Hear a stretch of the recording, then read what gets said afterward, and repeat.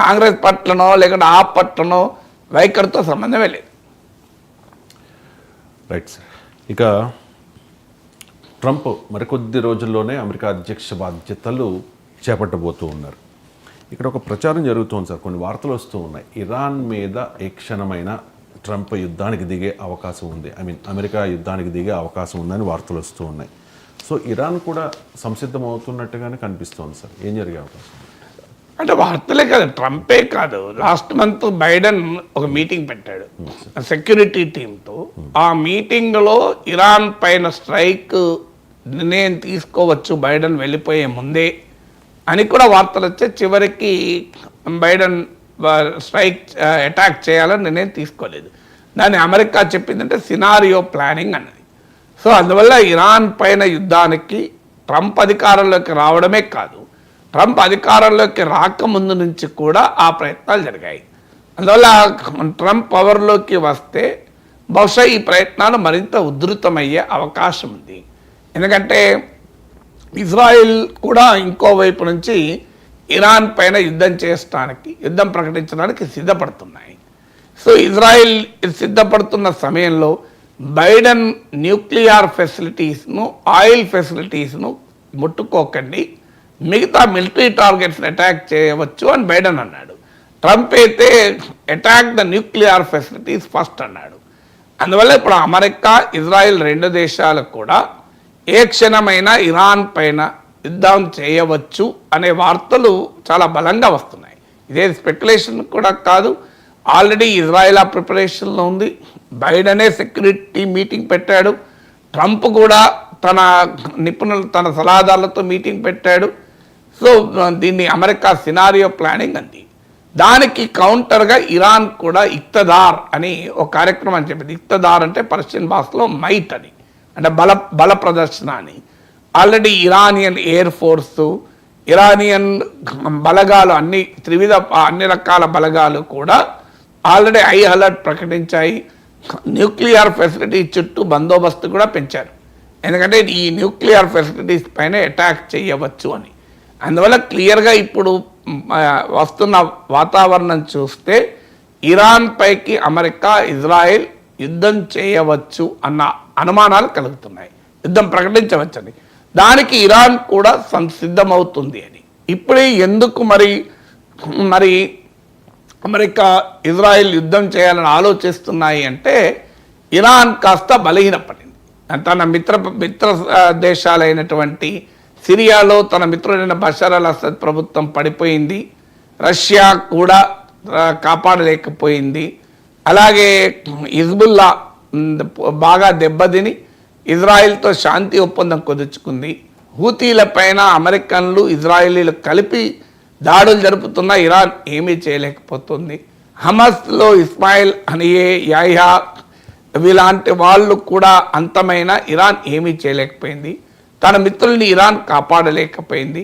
అందువల్ల ఇరాన్ వ్యూహాత్మకంగా చాలా బలహీనమైన పరిస్థితిలో ఉంది.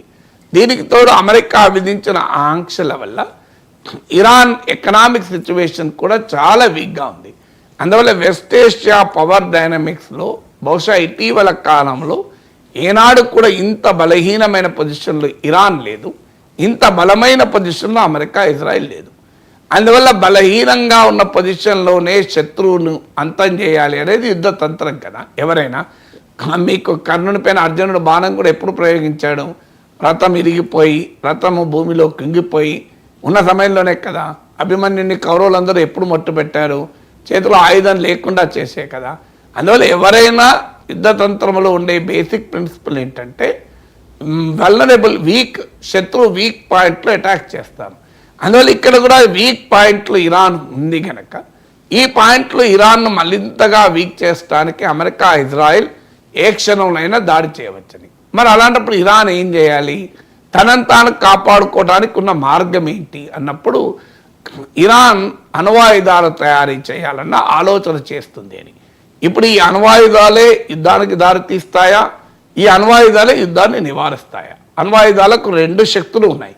అణ్వాయుధాలకు యుద్ధాన్ని ఆపే శక్తి ఉంది, యుద్ధాన్ని కలిపే శక్తి ఉంది. ఆపే శక్తిని డిటరెన్స్ అంటారు, యుద్ధాన్ని కలిగించే శక్తిని ఆర్మ్స్ రేస్ అంటారు.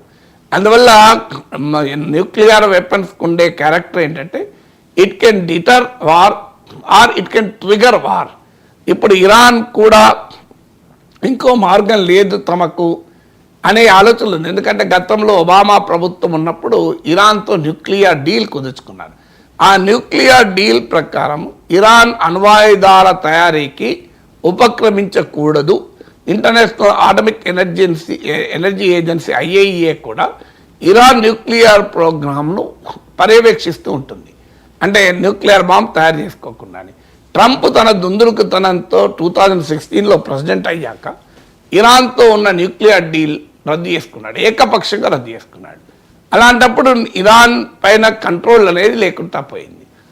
ఇరాన్ ఇదివరకు డిసెంబర్ నాటికే అమెరికా వర్గాల రిపోర్ట్, అది ఎంత నిజమో మనం ఖచ్చితంగా వ్యాలిడేట్ చేయలేము, కానీ అమెరికన్ వర్గాల కథనం ఏంటంటే యురేనియం ఎన్రిచ్మెంట్ అంటారు దాన్ని, ఆ ప్రాసెస్ను.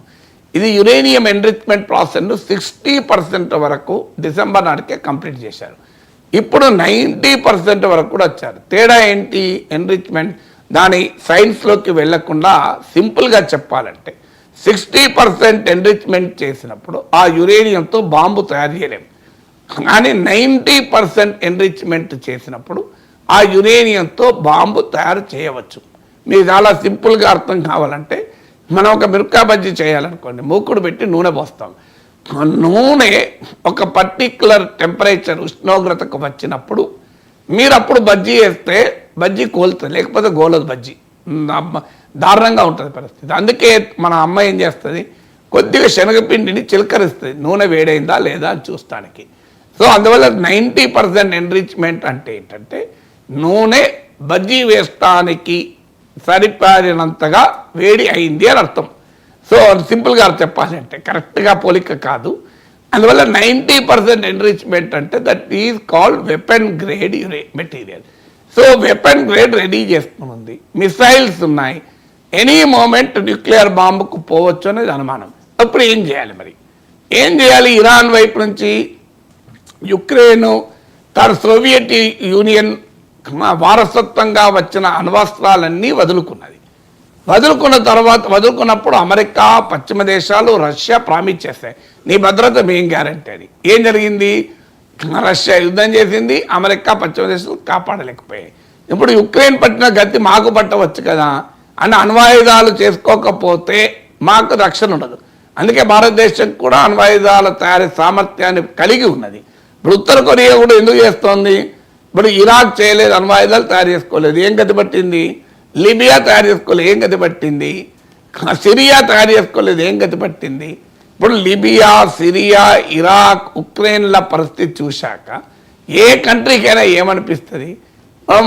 ఒకవైపు ఏమో ఇరాక్, లిబియా, సిరియా, ఉక్రెయిన్, మరోవైపు ఏమో ఇరాన్, ఉత్తర కొరియా. మీరు ఈ అగ్రరాజ్యాల దాడుల్లో ఇరాక్ దెబ్బతిన్నది, లిబియా దెబ్బతిన్నది, సిరియా దెబ్బతిన్నది. 3 దేశాల అధ్యక్షులు 2 చనిపోయారు, ఒకరు రష్యాకు పారిపోయారు. ఉక్రెయిన్లో శిథిలమై ఉంది. అంటే అణ్వాయుధాలు చేసుకొని వదులుకొని దేశాలు మన నాశనం అయ్యాయి. ఉత్తర కొరియాలో అమెరికా ఏమీ చేయలేకపోతుంది, ఇరాన్ ఏమీ చేయలేకపోతుంది. దీని నుంచి వాళ్ళు డ్రా చేస్తున్న లెసన్ ఏంటంటే మాకు అణ్వాయుధాలు ఉంటేనే రక్షణ ఉంటుంది అని. కానీ ఇరాన్ ఎక్కడ అణ్వాయుధాలు తయారు చేస్తుందో దాన్ని ముందుగానే నాశనం చేయాలని అమెరికా ఆలోచిస్తోంది. అందువల్ల నేను ఇంతకుముందు చెప్పినట్టు nuclear weapons can lead to war, can prevent war, deter war. ఇప్పుడు ఏం జరుగుతుందో చెప్పలేము. అందువల్ల ఒక భయంకరమైన ప్రమాదకరమైన క్రాస్ రోడ్స్లో ఇవాళ ఇరాన్ ఉంది. ఎనీ మూమెంట్ అమెరికా, ఇజ్రాయెల్ యుద్ధం ప్రకటించవచ్చు. దానికి ఇరాన్ కూడా సిద్ధమవుతుంది. అంటే ఒకవైపు అమెరికా సినారియో ప్లానింగ్ చేస్తోంది, ఇరాన్ ఇక్తదార్ తన బల ప్రదర్శన చేస్తోంది.